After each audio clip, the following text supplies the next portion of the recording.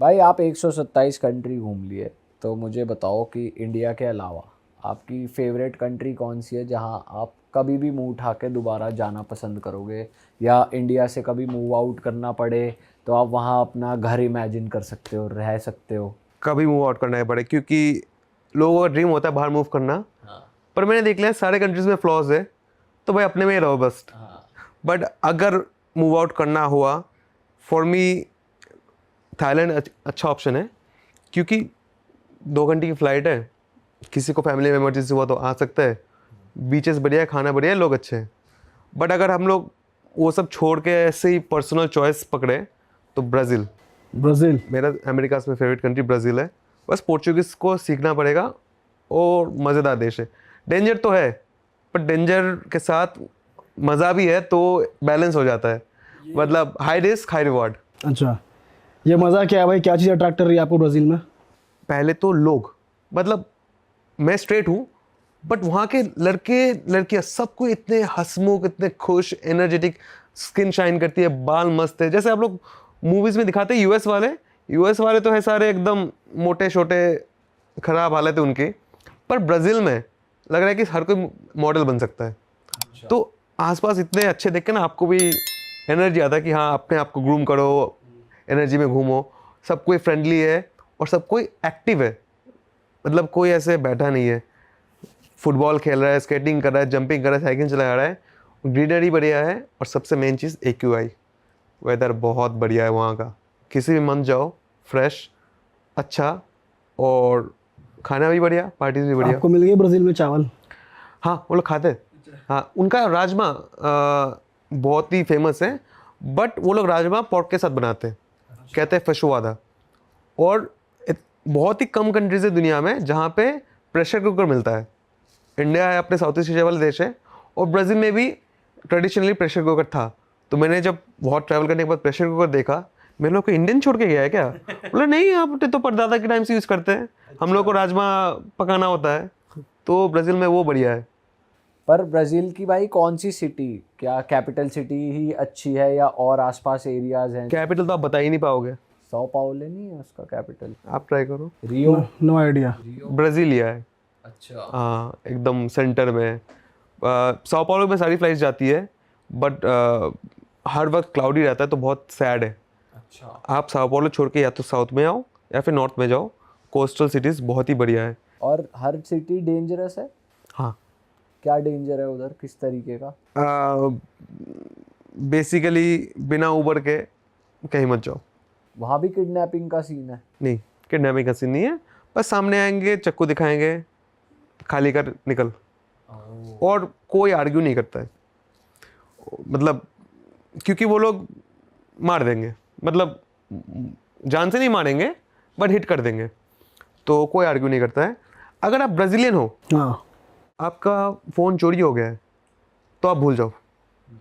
पर अगर आप टूरिस्ट हो, आपका फ़ोन चोरी हो गया है, 70% चांस है, 50-70% आपको फ़ोन मिल जाएगा अगर आप पुलिस के पास कंप्लेन करते हो। क्योंकि सबको पता है किसने कहाँ, कौन सा किसका एरिया है, कौन चुरा सकता है।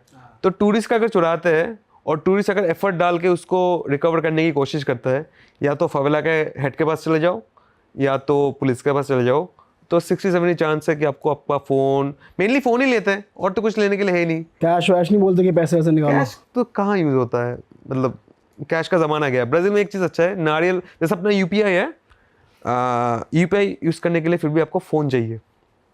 ब्राज़ील में हर जगह कार्ड है, तो आप एक क्रेडिट कार्ड लेके निकल जाओ, फ़ोन लेने की ज़रूरत नहीं है, टैप टैप करके पे करो और मज़े करो। मतलब नारियल वाला भी कार्ड मशीन लेके घूम रहा है।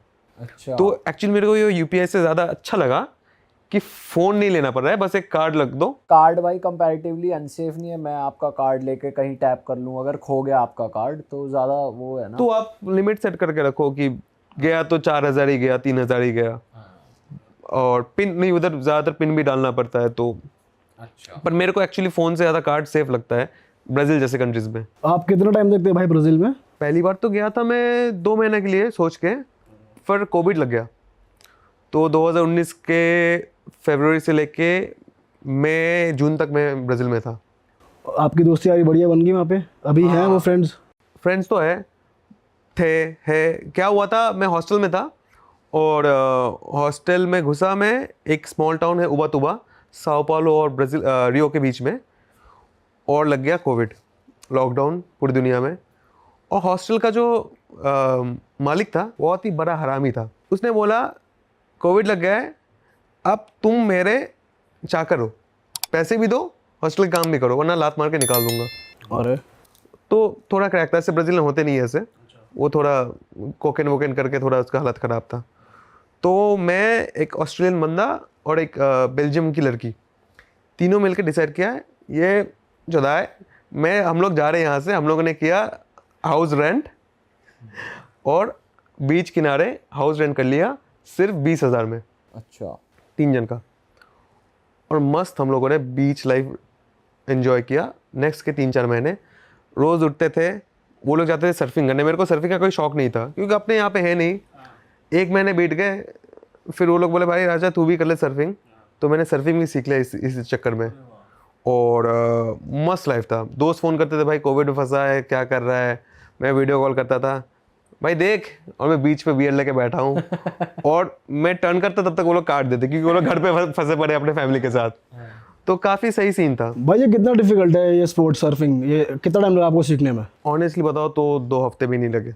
अच्छा प्रोफेशनल नहीं, बेसिक बेसिक आप सर्फ कर रहे हो दिन में। जनरली जो सर्फर्स होते हैं ना पानी में बैठे रहते हैं, ऑन एन एवरेज 20 मिनट में एक वेव पकड़ते हैं। अच्छा उनको पकड़ना होता है उनका परफेक्ट वेव। जो सर्फर्स सुबह नहाते हैं ना, हम लोग बात करते हैं प्रोफेशनल से, पूछते हैं भाई कितने पकड़ लिए, 3 पकड़ लिए, और बोलते हैं ना 3 पकड़ लिए तो खुश हो जाते हैं। और 3 ऐसे नहीं कि गए पकड़ लिए, पूरे 1-1.5 घंटे पानी में थे और 3 अच्छे वाले वेव्स पकड़ लिए। तो उन जो अच्छे चलते रहते। तो सर्फिंग बहुत ही पेशेंट का काम है। आप बैठे रहोगे, कभी कभी ऐसा होता है कि आप पूरे शाम बैठे हैं, आपको अच्छा वेव ही नहीं मिला, अच्छा, तो आप बैठ के फिर तैर के आ गए वापस। हाँ, आपने कितने वेव्स पकड़े? दिन में 2 पकड़ लेता था तो मैं खुश हो जाता था। पर सर्फिंग में कैटेगरी है, जो छोटे वाले बोर्ड्स होते हैं वो प्रोफेशनल है, और जो लंबे वाले होते हैं आप देखोगे कुछ लोग खड़े होते हैं उनके सर के डबल के साइज का होता है, वो उसे कहते हैं लॉन्ग बोर्ड, वो ईजी होता है, वो छोटे वेव्स में भी प्रेशर ले लेता है। और जो छोटे वाले होते हैं उनके लिए चाहिए बहुत ही फास्ट वेव। तो बेसिकली बंदा लॉन्ग बोर्ड से स्टार्ट करता है और उसमें इजी होता है, पकड़ लेते हैं। मेरा जो लास्ट डे था बहुत मस्त वेव पकड़ा, टर्न वन करके मज़ा आया। पर डेंजरस भी है, वो जो पैर में लीश लगाते हैं, एक बार छूट गया कि को फट जाता है स्ट्रेच में, तो आप बहुत सारे वेव्स के बीच में फंस जाते हो। और उसे कहते हैं वॉशिंग मशीन इफेक्ट। वेव आएगा, आपको नीचे डालता जाएगा, नीचे डालता जाएगा, आपको पता नहीं चलेगा कौन सा डायरेक्शन ऊपर का है। तो डेंजरस तो है, but if you are a very good swimmer start कर सकते हो, मज़ा आए। और कहावत है only a surfer knows the feeling, जब आप ऊपर रहते हो उसको भाई वो explain नहीं देखकर कर इतना सकते। फैसिनेटिंग लगता है वो यार। और जब खड़े होते हो उसके ऊपर और ऑटोमेटिक मूव कर रहे हो, लग रहा है कि आप उड़ रहे हो, मज़ेदार चीज़ है। और भाई आपने फवेला पार्टी अटेंड करी? हमने बहुत चर्चे सुने हैं उसके, पर ऐसा भी कहते हैं कि फवेला बहुत ही डेंजरस एरिया होता है, वहाँ कोई जाता नहीं है, वहाँ गए तो बहुत ज़्यादा क्राइम हो सकता है। और एक हमारे यहाँ ट्रैवलर आया था, वो फॉरेनर था, वो बता रहा था कि भाई ब्राज़ील की फवेला पार्टी बहुत ही क्रेजी होती है। आपने करी अटेंड? फावेला बोले तो बस्ती। अभी आप कभी बस्ती गए हो इंडिया में? नहीं भाई। आप क्यों नहीं गए? मुझको समझ नहीं आ रहा क्या कह रहे हैं आप, कहाँ पे? क्या बस्ती। बस्ती? इस्लाम एरिया है। भाई स्लम्स में बस नहीं गए भाई, मौका नहीं लगा कभी। बताओ क्यों? मतलब वही होता है ना कि डर लगता है, पर डर की चीज़ है नहीं। हमारे यहाँ लोग काम करने आते हैं वहाँ से, आप अपने घर के सारे सामान खुले रख देते हो उनके सामने, डरते तो नहीं हो। तो फावेला का मेन डेफिनेशन है बस्ती या फिर स्लम। ओके। तो बेसिकली क्या हुआ, ब्राज़ील में जो गरीब थे, हमारे यहाँ भी सेम कॉन्सेप्ट है, सरकारी ज़मीन पे बैठ जाते हैं और फिर सालों साल उनका वो घर बन जाता है। ब्राज़ील में क्या सीन था, क्योंकि पहाड़ों एरिया है तो पहाड़ कैप्चर कर लेते हैं वो लोग। ओके। तभी वो फवेला इतने सुंदर लगते हैं क्योंकि वो ऐसे पहाड़ के एरिया में एंगुलर दिखते हैं। तो जैसे रियो या फिर ब्राज़ील का सबसे बड़ा फवेला है होसिना, आर से लिखते हैं, होसिना है, और उसका टूर चलते रहते हैं दिन में। और कई सारे एरियाज़ है टूर्स में, आपके टूर गाइड बोलते हैं फ़ोन दे दो हमको, कैमरा दे दो हमको, क्योंकि उनको अगर पता चले कि आपके पास कैमरा है तब भी पकड़ के आपको क्वेश्चनिंग कर सकते हैं, झमेला कर सकते हैं। और ये बेसिकली ड्रग्स का धंधा चलता है उधर सारे ऑलमोस्ट 70% फावेलाज में। तो उसको ताकि आप एक्सपोज ना करो उसलिए कैमराज ले लेते हैं। बाकी अगर आप जा रहे हो फावेला में एज ए नॉर्मल टूरिस्ट, कोई पंगा नहीं है। अगर आप जर्नलिस्ट हो, यूट्यूबर हो, और अगर आप कोई पुलिस कनेक्शन है तो ख़राब हो सकता है।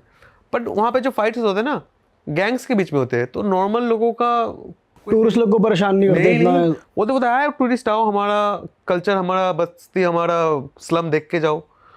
पर पार्टीज होती है वहाँ पे भी रात को। और रियो में आई थिंक मेरी ज़िंदगी का सबसे क्रेजी पार्टी मैंने देखा है।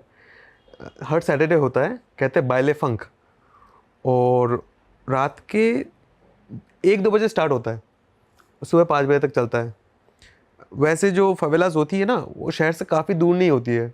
इंडिया में भी वैसा ही है, स्लम्स एयरपोर्ट के पास कहीं यहाँ कहीं वहाँ हो जाती है। तो इनफैक्ट ब्राज़ील में तो ज़्यादातर फवेलास में मेट्रो, मतलब उन फवेला के नाम पे मेट्रो स्टेशन भी है, लोग मेट्रो से उतर के फवेला चले जाते हैं। तो रात को मैं हॉस्टल के 2-3 लोगों के साथ ऊबर लेके गया, पहुंचा पार्टी में, और भाई साहब बच्चे 17-16 के साल के, सबके आंखें लाल पीले, अलग अलग हाथ में सुई लेके घूम रहे हैं। हम लोग जो विसर्जन में स्पीकर बजाते हैं ना, 10x, और नैरो गलियाँ है अपने, पूरा म्यूज़िक चला है ज़ोर से, सब दारू पी रहे हैं, डांस कर रहे हैं, पर सबके हाथ में है बड़ी बड़ी गन्स। मतलब शॉटगन से लेके ग्रेनेड से लेके बजूका भी मैंने देखा है। मैंने पूछा भाई बजूका क्या क्या कर रहे हो? सही बात है। हाँ भाई, पुलिस वहाँ पे ना अमेरिकाज में हेलीकॉप्टर पुलिस बहुत कॉमन चीज़ है। पुलिस आके रेड मारेंगे, पुलिस को उड़ा देंगे, तो बजूका रेडी है। अरे वाह, आपने ये वीडियो यहाँ तक देख ली भाई, तुमने हमारी मेहनत सफल कर दिया। तुम ही लोग हो असली रियल हिट। और अगर आपको बहुत मज़ा आ रहा है ऐसी क्लिप्स में, ऐसी वीडियोस में, तो फटाफट जाइए प्लेलिस्ट पे बिंज वॉच कीजिए, सारी वीडियोस देख डालो और मौज काटो। That is it. हम मिलेंगे नए पॉडकास्ट में, नए क्लिप में। Till then bye bye, see you, take care, do subscribe.